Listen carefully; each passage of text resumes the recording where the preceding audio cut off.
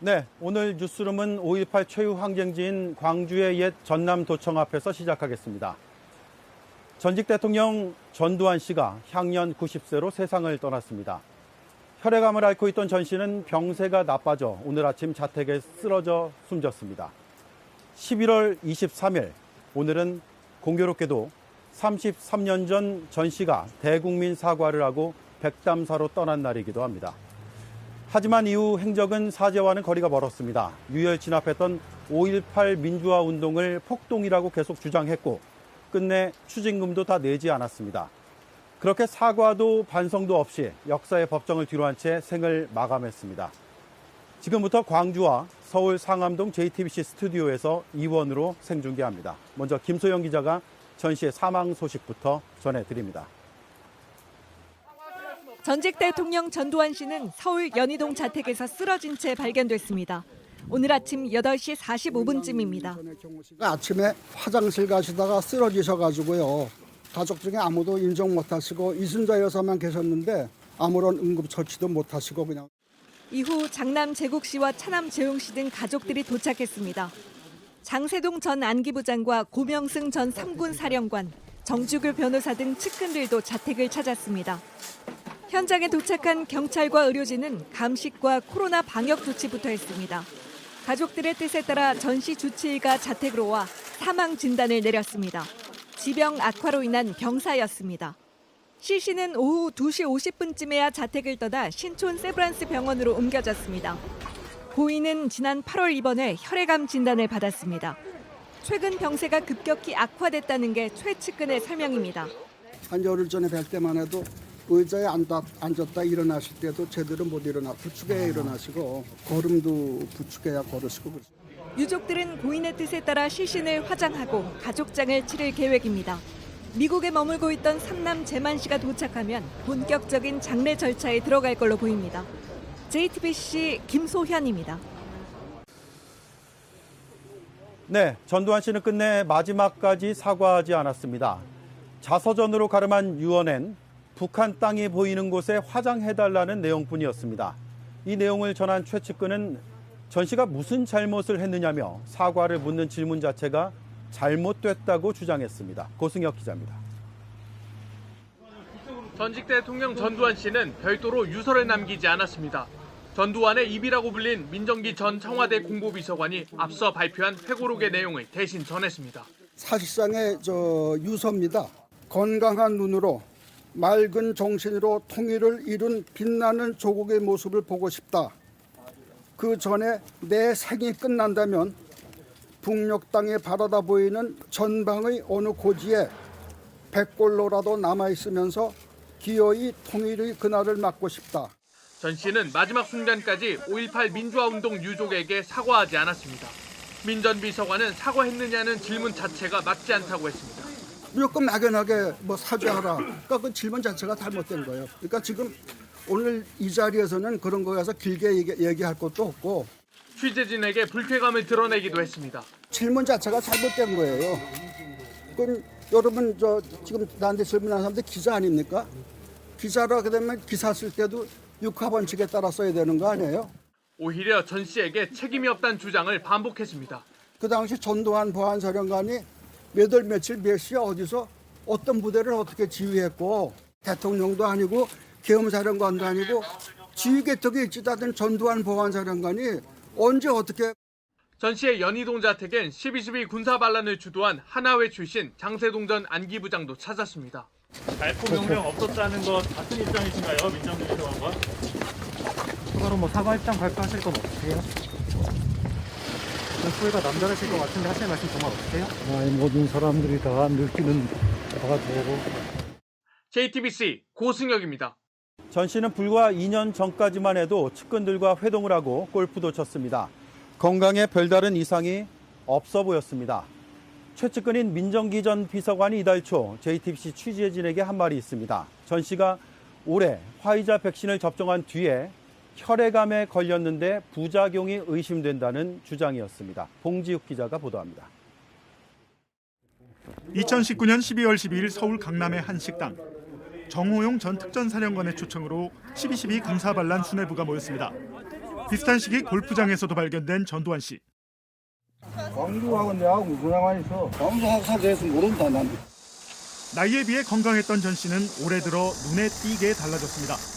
전 씨가 앓고 있다는 다발성 골수종은 암세포가 뼈로 들어가 생기는 혈액암의 일종입니다.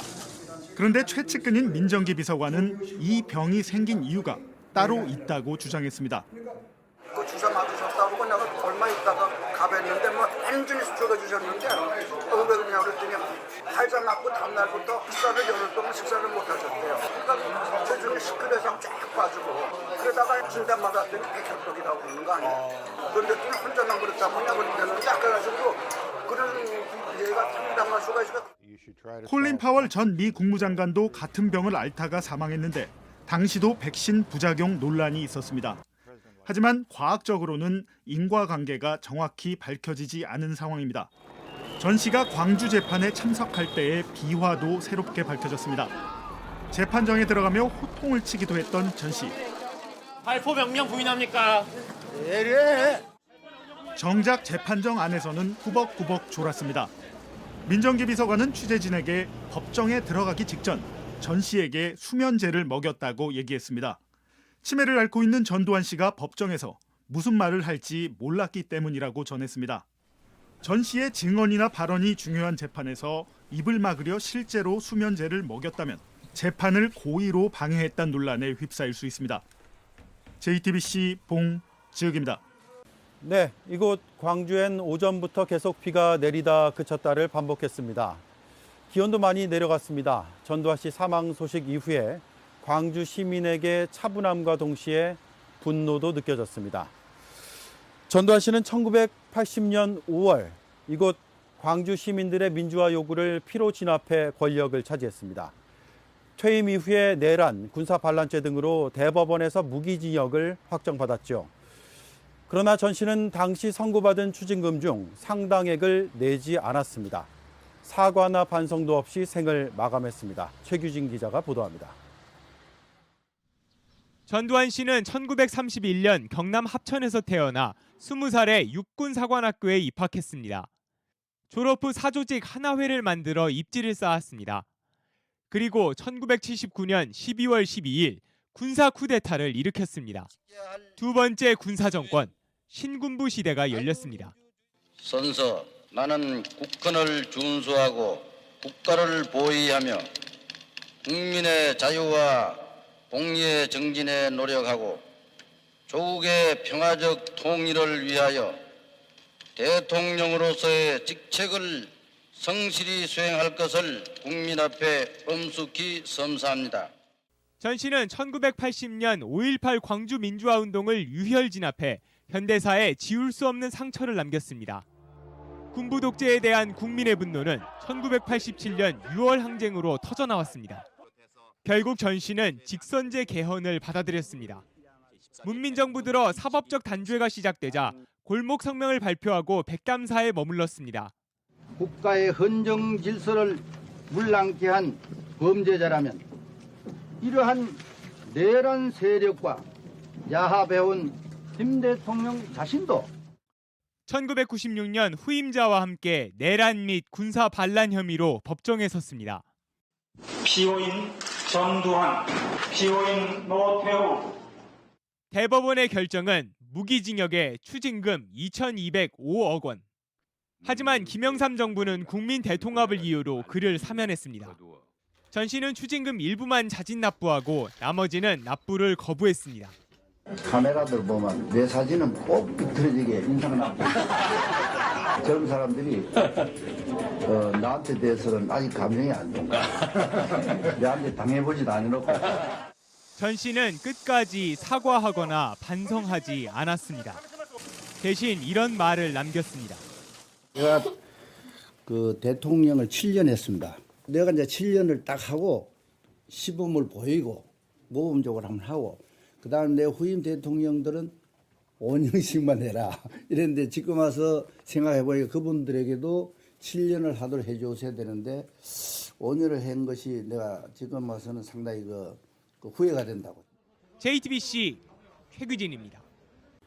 광주 민주화 운동은 폭동이다. 광주와 내가 무슨 상관이냐.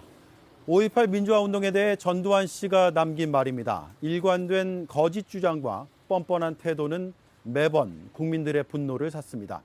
논란이 된 전 씨의 과거 발언을 강희영 기자가 정리했습니다. 1989년 12월의 마지막 날, 국회 5.18 민주화운동 청문회에 전두환 씨가 증인으로 참석했습니다. 그 어떤 군 지휘계 동상에 간섭을 할 수 있는 위치에 있지 않은 본인은 군의 배치 이동 등 작전 문제에 대해 관여한 사실이 없으며 계엄군이 광주 시민을 향해 발포한 건 나라를 지키기 위해서였다는 주장도 했습니다. 자위권의 행사 문제는 초기에는 군인 복무율에 따라 불가피한 상황에서 행사된 것으로 잠깐만 정지하세요. 전 씨의 거짓 주장은 회고록에서도 이어졌습니다. 의도적이고 무차별적인 살상 행위는 일어나지 않았고 발포 명령이란 것은 아예 존재하지도 않았다고 적었습니다. 광주하고 내하고 무슨 상관이 있어? 광주 학살 대해서 모른다 난. 부인 이순자 씨의 발언도 비난을 받았습니다. 민주주의 아버지가 누구예요? 저는 우리 남편이라고 생각해요. 끝까지 반성의 말은 없었습니다. 발포 명령 부인합니까? JTBC 강연입니다. 네, 이로써 1979년 12.12 쿠데타 그리고 1980년 5.18 광주 유혈 진압의 두 주범은 28일의 차이를 두고 세상을 떠났습니다. 함께 권력을 차지한 뒤에 그 권좌를 주고받았던 두 친구. 하지만 사법 처리 뒤엔 다소 엇갈렸던 전두환, 노태우 두 사람의 인생을 안지영 기자가 비교했습니다. 1997년 대법원은 두 전직 대통령에게 추징금을 확정했습니다. 각각 2,205억 원과 2,628억 원입니다. 전두환 씨는 한 푼도 낼 수 없다고 했지만 그 후임자는 16년에 걸쳐 지난 2013년에 추징금을 모두 완납했습니다. 회고록에도 미납금 문제를 정리해 국가에 폐를 끼치지 않겠다고 완납 의사를 밝혔습니다. 하지만 전 씨는 끝내 추징금을 내지 않은 채 떠났습니다. 오히려 전 재산이 예금 자산 29만 원뿐이라는 주장까지 했습니다. 결국 2013년 검찰이 미납 추징금 특별 환수팀을 구성해 재산 환수를 집행해내는 방식으로 일부만 거둬들였습니다. 그러면서도 건강상의 이유로 광주에서 열린 재판에 나가지 않던 2019년 강원도 홍천에서 골프를 치는 모습이 공개되기도 했습니다. 당시 추징금을 언제 낼 건지 묻자 이렇게 답했습니다. 1,000억 원 넘는 추징금과 고액 세금 언제 납부하실 겁니까? 한 말씀 해주세요. 네가 좀 해주라. 그리고 전 씨는 자신이 유혈로 진압했던 5.18 광주 민주화 운동에 대해서도 마지막 순간까지 사과하지 않았습니다. 발포 명령 부인합니까? 광주 시민들한테 사과할 생각 없으세요? 사과할 생각 없으십니까? 반면 노재현 씨는 여러 차례 광주 5.18 민주묘지를 찾았고 아버지를 대신해 사과한다는 뜻도 밝혔습니다. 특히 5.18 희생자에 대한 가슴 아픈 부분이나 여러 가지 일들에 대해서 본인의 책임 또 본인의 과오가 있었다면 너그럽게 용서해 주시고 6.4 11기 동기로 군사 쿠데타를 통해 차례로 권력 1인자에 올랐던 두 사람. 그러나 사법 처리 이후 태도에선 서로 다른 뒷모습을 남겼습니다. JTBC 안지연입니다. 네, 다시 광주입니다. 쌀쌀한 날씨 속에 비까지 내려 거리엔 광주 시민들의 모습이 많이 보이지 않습니다. 5.18 진상규명이란 문구를 조명이 밝히고 있습니다. 전두환 씨는 5.18 헬기 사격을 증언했던 고 조비오 신부의 명예훼손 혐의로 재판을 받고 있었습니다. 이 재판에 출석을 하면서 4차례 광주를 찾았지만 단 한 번도 사죄하지 않았습니다. 이제는 법정에서 광주의 진실을 가리는 일도 전 씨에게 사과를 요구하는 일도 모두 멈추게 됐습니다. 남은 재판을 정종문 기자가 정리했습니다. 지난 8월 광주지방법원에 출석한 전두환 씨에게 질문이 쏟아집니다. 유족들 나와 계신데 한마디만 하시죠. 한 말씀만 하시죠. 그에게 던져진 마지막 질문이었습니다. 전 씨는 사과 대신 5.18 헬기 사격을 증언한 고 조비오 신부를 폄하하는 표현을 책에 적는 등 적반하장식 태도를 보였습니다. 이 때문에 망자의 명예를 훼손한 혐의로 재판을 받았습니다. 1심 재판부는 징역 8개월에 집행유예 2년을 선고했습니다. 5.18에 가장 큰 책임이 있음에도 피해자를 비난하는 회고록을 출판한 전 씨의 죄가 무겁다고 봤습니다. 전 씨는 형이 너무 무겁다며 검찰은 실형을 선고해야 한다고 각각 항소해 지난해 11월부터는 2심 재판이 시작됐습니다. 오는 29일 검찰이 구형을 하는 결심 공판을 앞두고 있었습니다. 하지만 이제 이 재판은 열리지 않습니다. 이제 재판부에서 피고인의 사망 사실을 알 수 있는 자료를 접수받게 되면 피고인이 사망하였음을 이유로 공소기각의 결정이 될 것으로 보입니다. 다만 전 씨의 회고록과 관련한 민사소송은 계속될 것으로 보입니다. 5.18 관련 단체들과 고 조비오 신부 유족인 조영대 신부는 전 씨뿐만 아니라 아들 전재국 씨를 상대로도 손해배상을 청구했습니다. 회고록을 펴낸 출판사 대표가 전재국 씨였기 때문입니다. 1심 재판부는 전 씨 회고록에 있는 일부 내용이 근거 없는 허위 사실이라고 보고 원고 일부 승소 판결을 내렸습니다. 현재 2심이 진행 중인데 전두환 씨를 상대로 한 재판은 상속인이 이어받을 수도 있습니다. 5.18 관련 단체들은 상속인이 재판을 이어받을지 여부와 관계없이 또 다른 피고인 전재국 씨와 재판은 계속 진행하겠다고 밝혔습니다. JTBC 정종문입니다. 네, 이곳 광주 시민과 5월 단체를 비롯한 시민사회는 싸늘한 분위기입니다. 5.18 기념 문화센터에 취재기자가 나가 있습니다. 정진명 기자, 전두환 씨의 사망 소식을 전해 들은 광주 시민들의 반응부터 자세히 들어볼까요?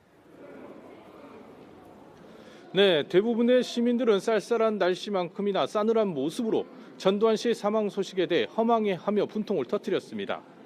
그동안 광주 시민들에게 사죄할 기회가 많이 있었지만 하지 않았다는 겁니다. 전 씨는 그동안 광주 법정에 4번이나 출석했지만 한마디 사죄도 없었습니다. 5.18의 가장 큰 책임자를 처벌할 기회조차 사라진 데 대해 분노하고 있는 겁니다. 죽었다고 사죄가 될 부분이 있지만 이거는 명백히 아니에요. 죽었다고 사죄가 되는 건 이건 절대 아니잖아요. 네, 5월 단체도 긴급 기자회견을 열었죠. 네, 오전에 5.18 기념재단과 5월 3단체는 제가 나와 있는 5.18 기념문화센터에서 긴급 기자회견을 가졌습니다. 단체는 전 씨에게 법정 역사적 책임을 묻지 못했다며 온통한 마음을 감추지 못했습니다. 그러면서 전 씨가 사망했더라도 5.18의 진실은 사라지지 않을 것이라고 밝혔습니다. 단체들은 5월 학살 주범들에게 반드시 책임을 묻고 전 씨의 범죄 행위를 명명백백히 밝혀 역사를 바로 세워 나갈 것이라고 강조했습니다. 네, 이건 뭐 당연한 일인 것 같습니다. 국가장 같은 예우에 대해서 강력하게 반대하고 있죠. 네, 5월 단체들은 전 씨의 국가장에 대해 일고의 가치도 없다고 못을 박았습니다. 국립묘지 안장도 내란죄로 처벌받은 만큼 국립묘지에 안장될 수 없습니다. 전 씨는 국립묘지법상 국립묘지 안장 폐지의 대상입니다. 시민단체들은 법의 이름으로 국가장과 국립묘지 안장을 추진한다면 현 정부를 민주주의 파괴 정부로 규정하겠다며 경고도 했습니다. 네, 광주광역시와 지역 시민단체들도 성명을 냈는데 마지막으로 그 소식도 들어볼까요? 네, 광주광역시와 전남도는 전 씨의 죽음이 면죄부가 될 수 없다며 5.18 진상규명이 이루어져야 한다고 촉구했습니다. 유가족과 5.18 책임자들이 지금이라도 역사 앞에 부끄러움이 없도록 진실을 밝혀달라고 강조했습니다. 5.18 진상규명조사위도 전 씨가 국민에게 사죄할 기회가 있었지만 그렇지 못했다면서 아쉬움을 드러내기도 했습니다. 광주 시민단체들은 대한민국의 이름으로 독재자를 추모하지 말라는 입장을 냈습니다.